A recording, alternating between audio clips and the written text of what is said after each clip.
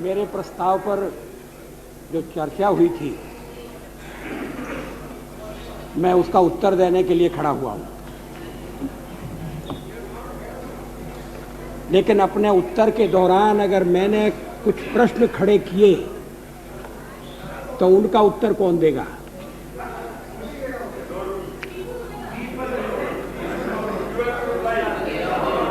इस चर्चा में लगातार कुछ प्रश्न उठाए जाते रहे और हम आशा करते थे कि सरकार की ओर से जब श्री मार्ग्रेट हलवा उत्तर देंगी तो उन सब प्रश्नों का समाधान कारक संतोषजनक उत्तर देंगी।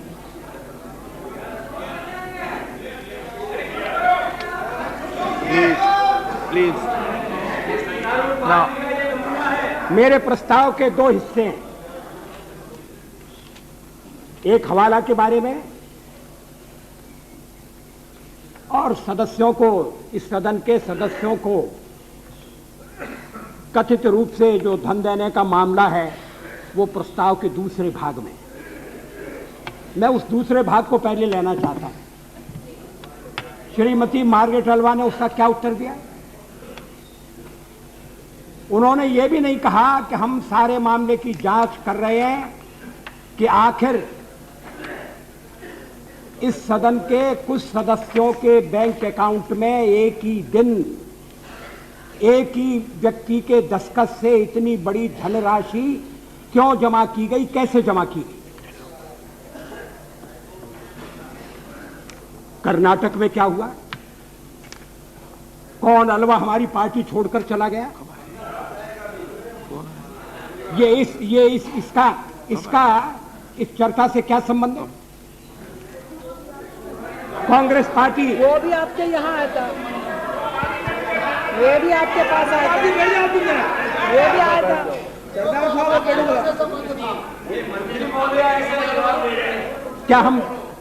क्या हम पार्टी की बात करेंगे?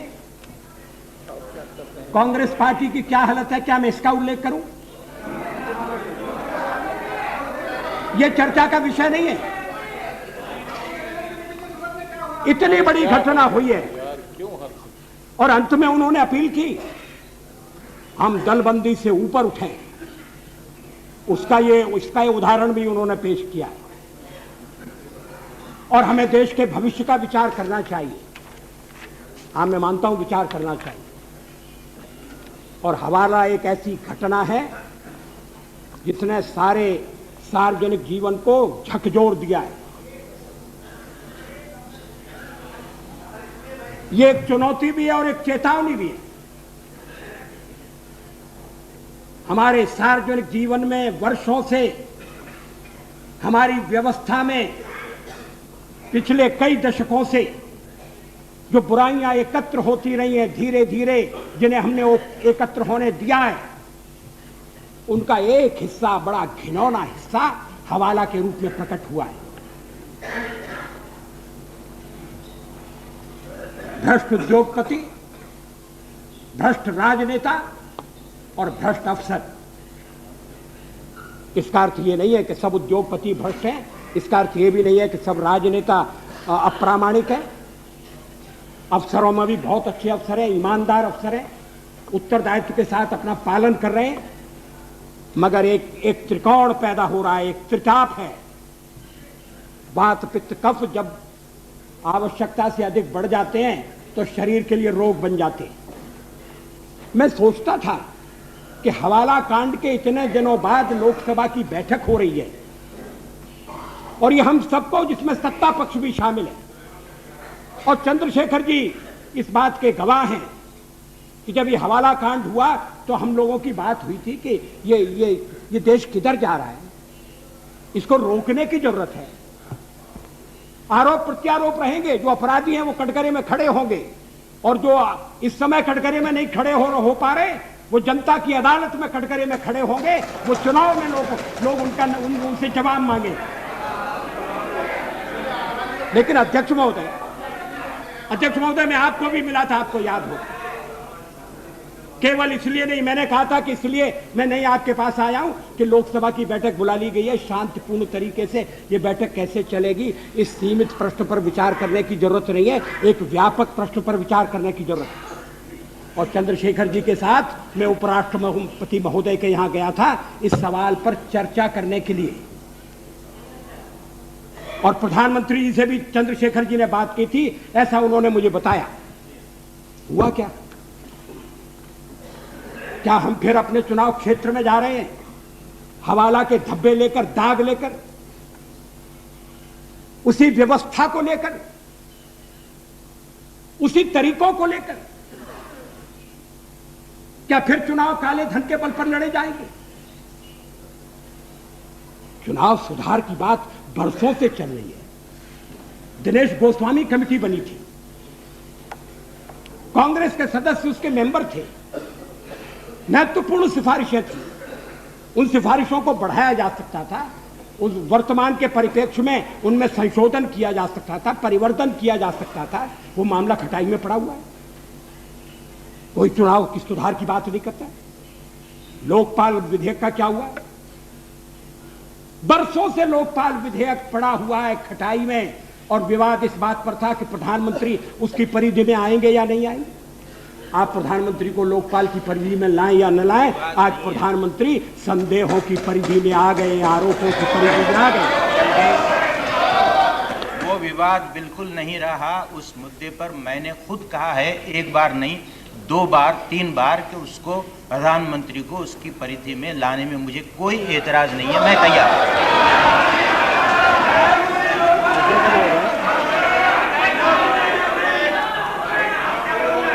प्रधानमंत्री पिछले 5 साल की बात कर रहे हैं और मैं पिछले 20 साल की बात कर रहा हूं।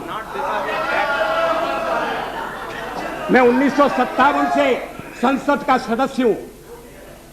मैं उस लोकपाल के संबंध में जो सेलेक्ट कमेटी बनी थी उसका भी मेंबर था, और वो कमेटी को पूरा काम नहीं करने दिया गया, कमेटी भंग हुई, फिर कमेटी बनी, उसको भी इस सवाल पर टकराना पड़ा कि प्रधानमंत्री परिधि में आएंगे या नहीं आएंगे। इस बार प्रधानमंत्री ने कहा है कि वो परिधि में आने के लिए तैयार है, मगर फिर भी विधेयक नहीं आया।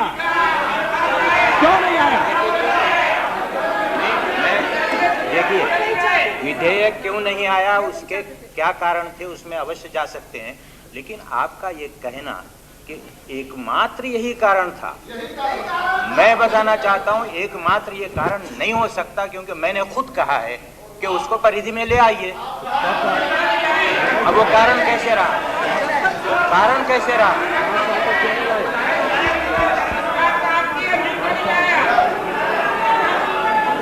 अध्यक्ष महोदय, इसलिए नहीं लाया कि पार्लियामेंट चला नहीं। अध्यक्ष महोदय,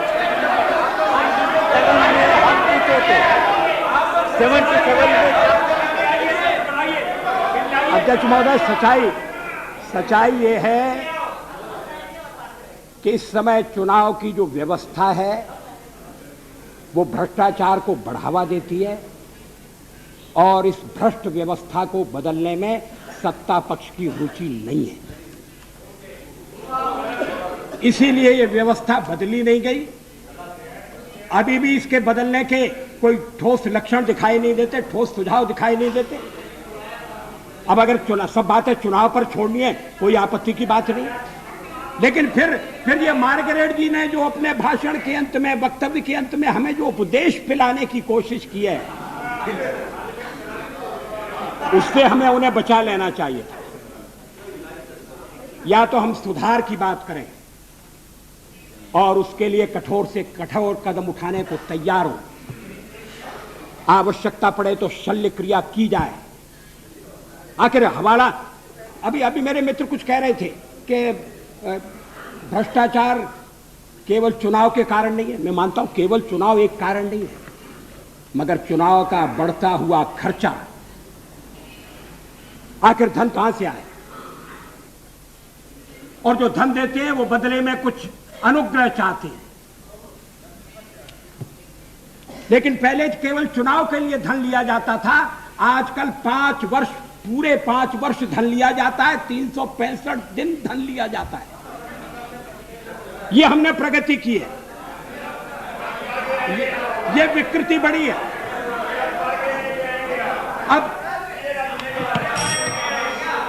अब अगर कोई एक, इसका भ्रष्टाचार का एक पहलू है कि राजनीतिक चंदा है, राजनीतिक दलों को है, उम्मीदवारों को है, राजनीतिक कार्यकर्ताओं को अब चुनाव लड़ने में एक वेस्टेड इंटरेस्ट डेवलप हो गया है, हारे चाहे जीते। भाई चुनाव लड़ना चाहिए, पैसा मिल जाएगा, सारा पैसा खर्च नहीं करेंगे, कुछ बचाएंगे, चुनाव लड़ना एक धंधा बन गया। ये बीमारी पैदा हो रही है, पनप रही। पहले जो चंदा होता था नियंत्रण होता था। अरे छोड़ो,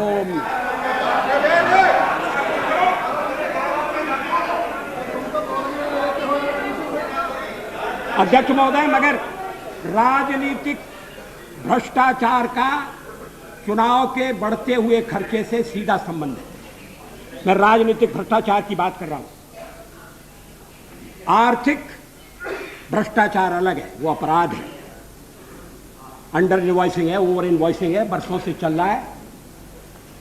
कुछ अर्थव्यवस्था भी उसमें सहायक होती थी, लेकिन अब उदारीकरण आ गया है। बात हो रही है ट्रांसपेरेंसी की। अब ट्रांसपेरेंसी और भ्रष्टाचार साथ कैसे चल सकते हैं? लेकिन चल रहे। जैन ने जो बयान दिया है उसमें उन्होंने स्वीकार किया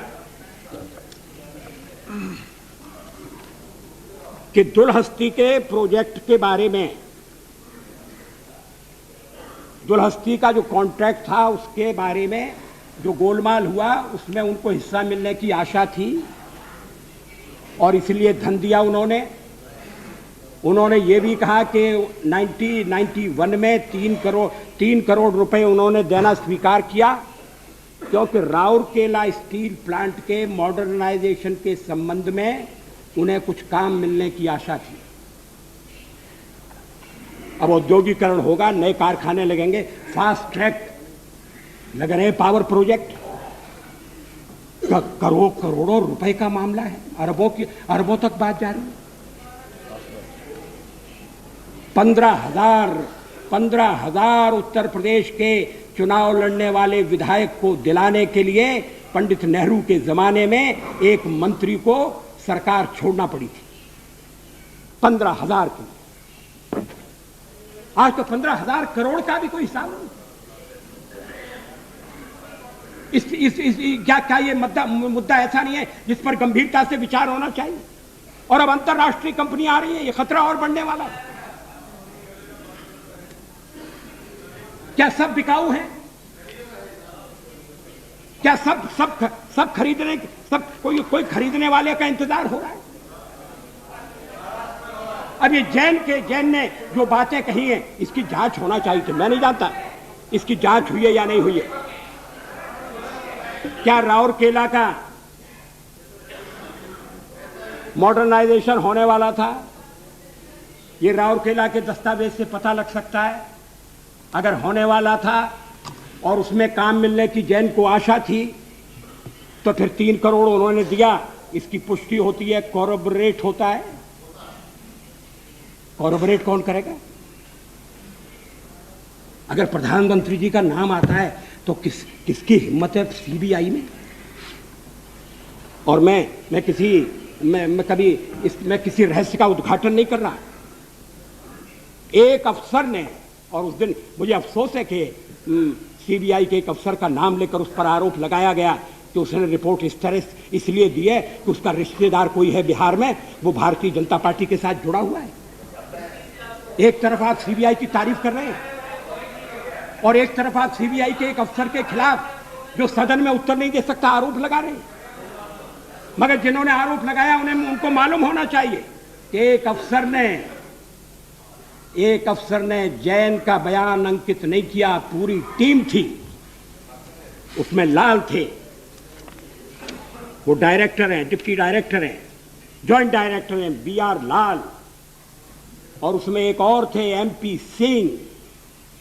खाली आमोद कंठ नहीं थे, पूरी टीम ने जैन से चर्चा की, जैन का बयान दर्ज किया, और बयान जो दर्ज हुआ है उस पर MP सिंह के दस्तखत हैं, आमोद कंठ के नहीं।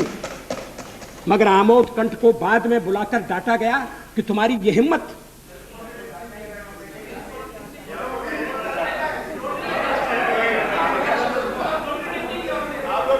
अध्यक्ष महोदय, fair to say that any one of us, किसी ने बुला के किसी को डांटा नहीं है। आपने नहीं, मैंने ये नहीं कहा कि आपने बुला के डांटा। Your statement should be आप पूरे CBI की तरफ से इस तरह के बयान कैसे दे सकती हैं? क्या पता आपको? आप ये भी नहीं कह रही हैं कि अगर ये घटना मैं आपके ध्यान में ला रहा हूं तो मैं इसकी जांच करूंगी, ये आप नहीं कह रही हैं। कम से कम ये तो कहना चाहिए। मैं बिना आधार की बात नहीं करता, आज तक नहीं किए।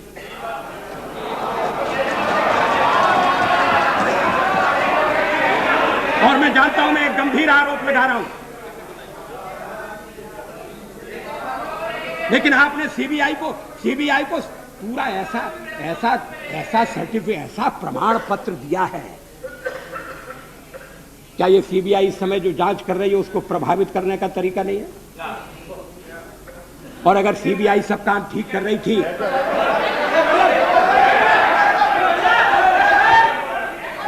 Sir, I am not yielding. Yes, you are right.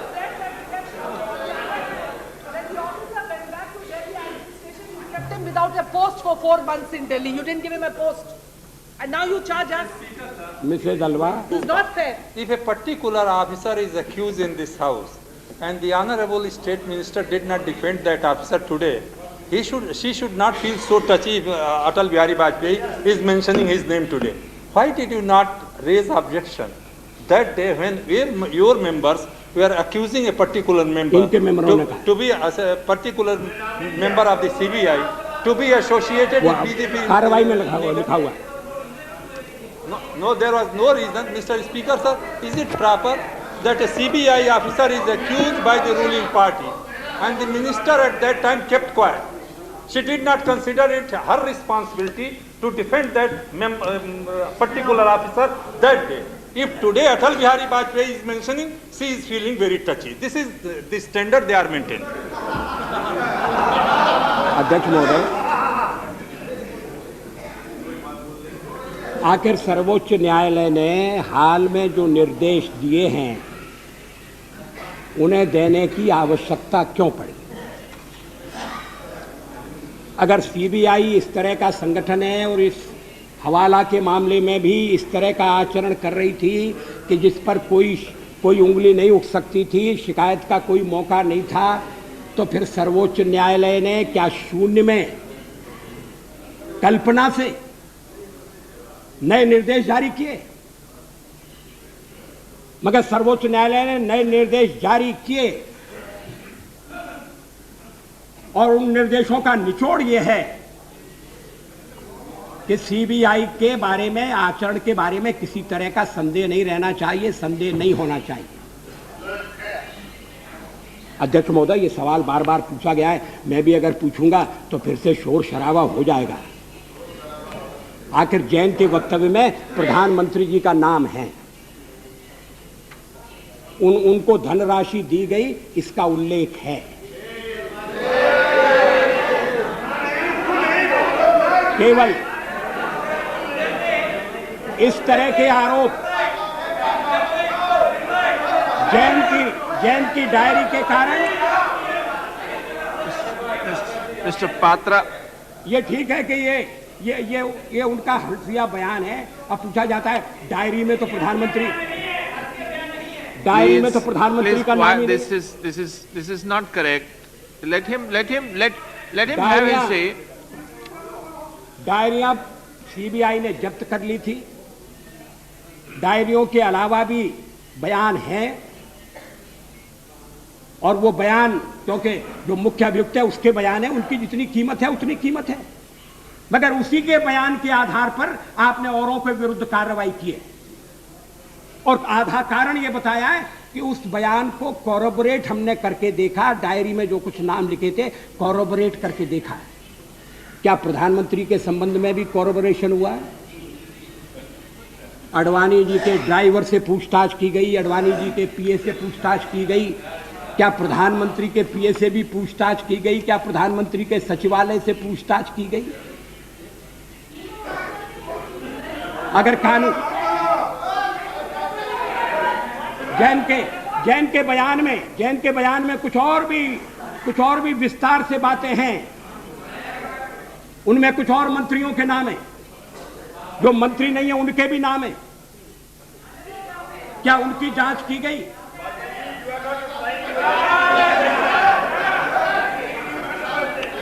It is no good every time interrupting. Please, no, it's not. You are not allowed to interrupt under any rule. Yes, please. अध्यक्ष महोदय, इन सवालों का उत्तर चाहिए। आप यहां उत्तर नहीं देंगे तो जनता की अदालत में उत्तर मांगेगा।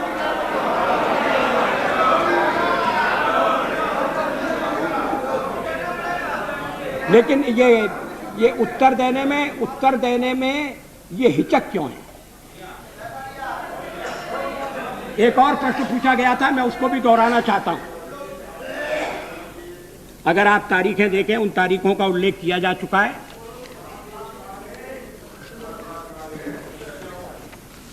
उसके अनुसार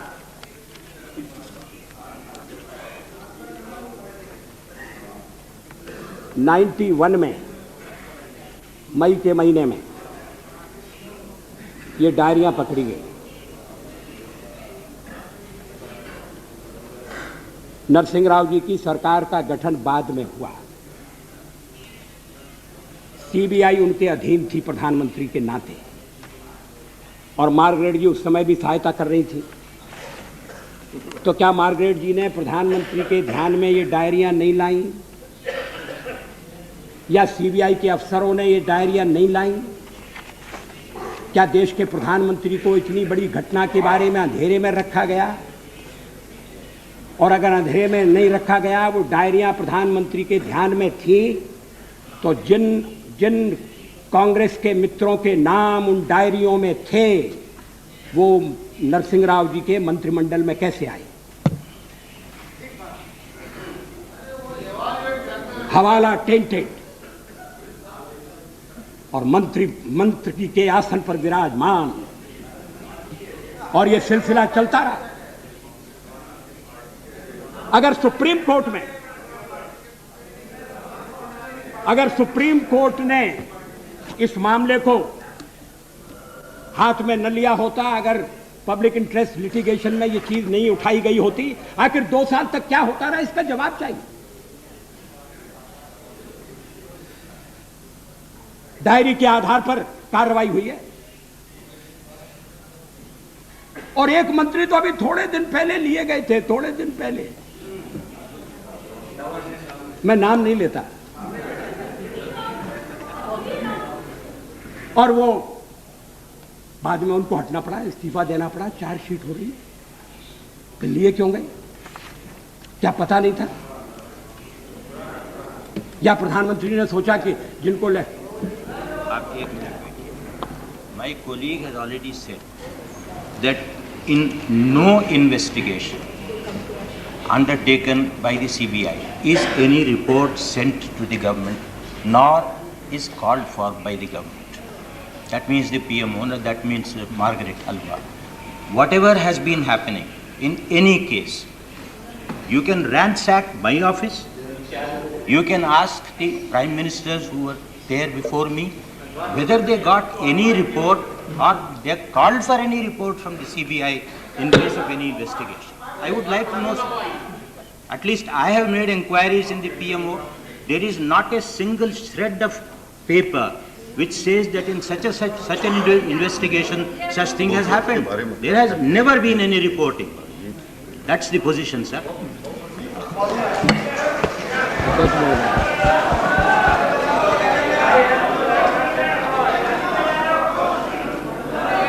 इसी सदन में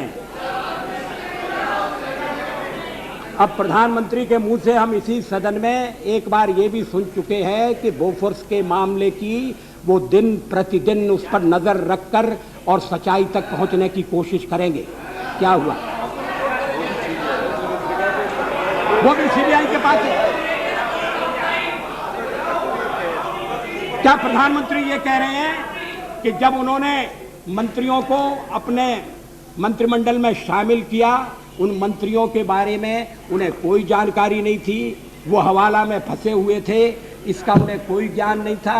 तो नहीं मंगाते। अभी मैं तो समझता था कि प्रधानमंत्री बड़े ज्ञानी आदमी है। मंत्रियों को लेने से पहले मैंने ज्ञान की बात छोड़ दीजिए, दुनिया जानती है।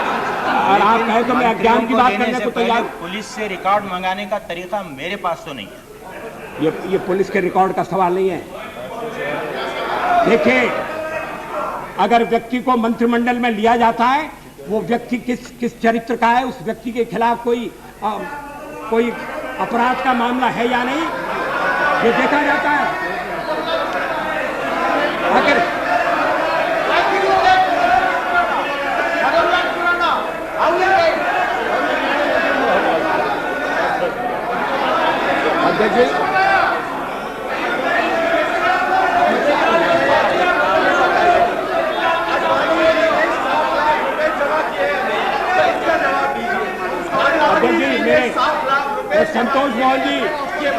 संतोष मोहन जी मदनलाल खुराना का नाम ले रहे हैं।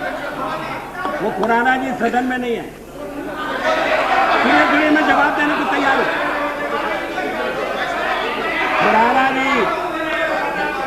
खुराना जी पर आरोप है कि उन्होंने 3 लाख रुपए लिए, और जब खुराना जी पर आरोप है, उस समय वो एमएलए भी नहीं थे, मेट्रोपॉलिटन काउंसिल के मेंबर थे, मंत्री होने का तो सवाल ही नहीं है।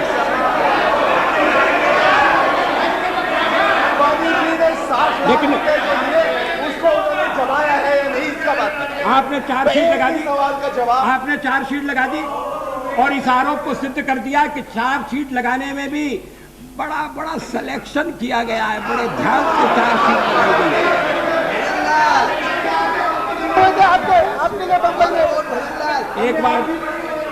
एक बार प्रधानमंत्री जी ने इस सदन में पंचतंत्र की एक कथा का उल्लेख किया था।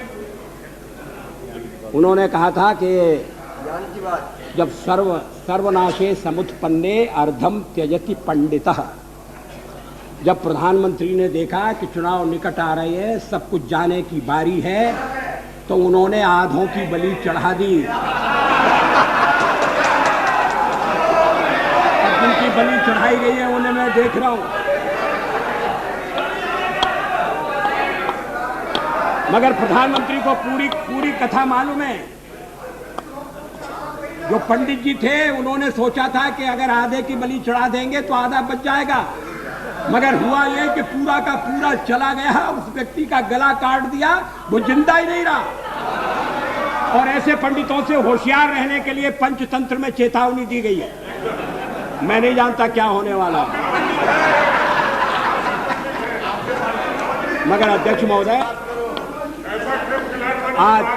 आज 10वीं लोकसभा का अंतिम दिन है।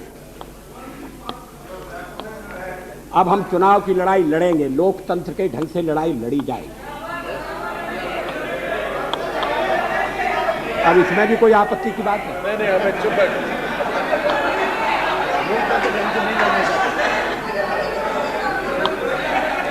लेकिन लोकतंत्र अगर धनतंत्र में बदला, जो कि बदलता हुआ दिखाई दे रहा है, तो इस लोकतंत्र पर से आम आदमी का विश्वास उठ जाएगा और सारे राजनेता हम आपको दोष देंगे, आप हमको दोष देंगे, और दुनिया हम सबको दोष देगी, सबको कटघरे में खड़ा करेगी। इसीलिए एक जज हमारे खिलाफ बोलता है, हम तिलमिला जाते हैं। सदन किस तरह से चलता है इस पर टिप्पणी होती है, हम बिगड़ जाते हैं। जो काम पार्लियामेंट को करना चाहिए वो सुप्रीम कोर्ट कर रहा है। मैं सुप्रीम कोर्ट पर कोई टिप्पणी नहीं कर रहा, और जो काम सरकार को करना चाहिए वो सीबीआई कर रही है। हम किधर जा रहे हैं? अध्यक्ष महोदय, इस देश को सही दिशा पर लाना पड़ेगा। और इसका एक ही तरीका है कि भ्रष्टाचार के साथ निर्मम होना पड़ेगा, निर्दयी होना पड़ेगा, कठोर होना पड़ेगा। बड़े से बड़े व्यक्ति की कीमत चुकाने के लिए तैयार रहना पड़ेगा।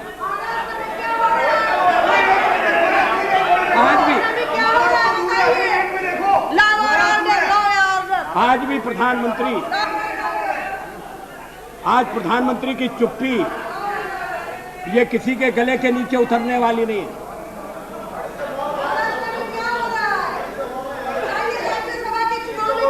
महाराष्ट्र में सुनाइए आप हमको, महाराष्ट्र में राज्यसभा क्या बात करते हैं? Honorable Speaker, sir, this needs to be expunged from the. ये महाराष्ट्र के चुनाव में चाहिए। I will look into it, and if it has to be, it will be. If it is not to be, it will be there.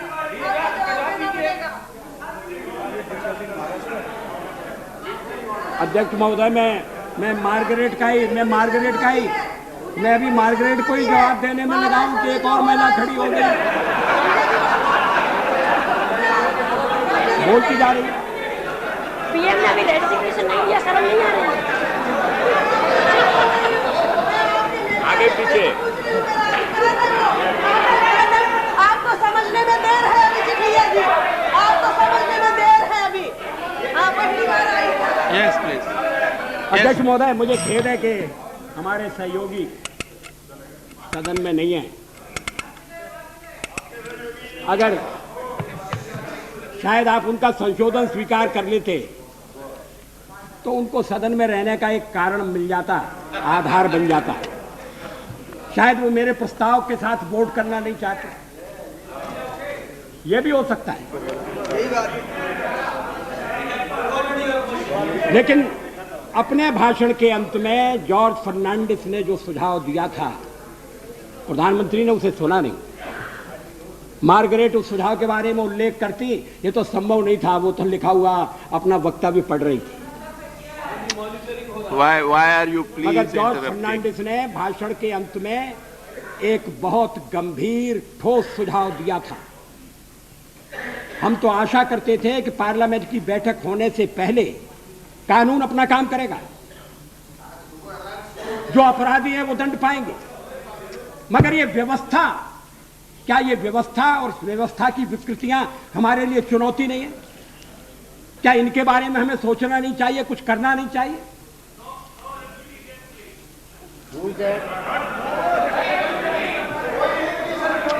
Please, महोदय, you also neglect unnecessary interruptions. Please, yes. अब मैं यही कह सकता हूं कि विनाश काले विपरीत बुद्धि।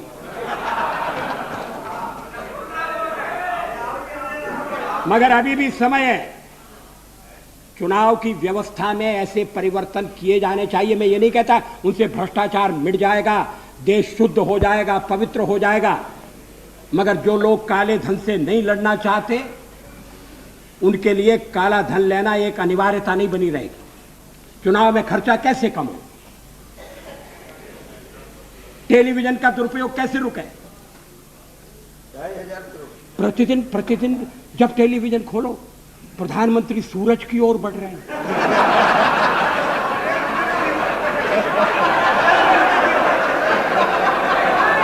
अरे आप दिन में तो सूरज की ओर बढ़ सकते हैं, रात में सूरज की ओर कैसे बढ़े? मगर आपको सूरज चाहिए। और प्रधानमंत्री का अब ये बराबर की लड़ाई है। और मुझे कभी कभी दिखाते थोड़ा ये कौन सा तरीका है?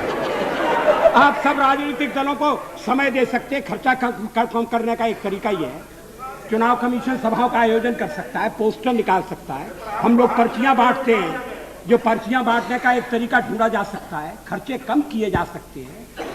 ये हवाला एक झटका होना चाहिए, झटका। बूटा सिंह जी, आपका तो झटका हो गया।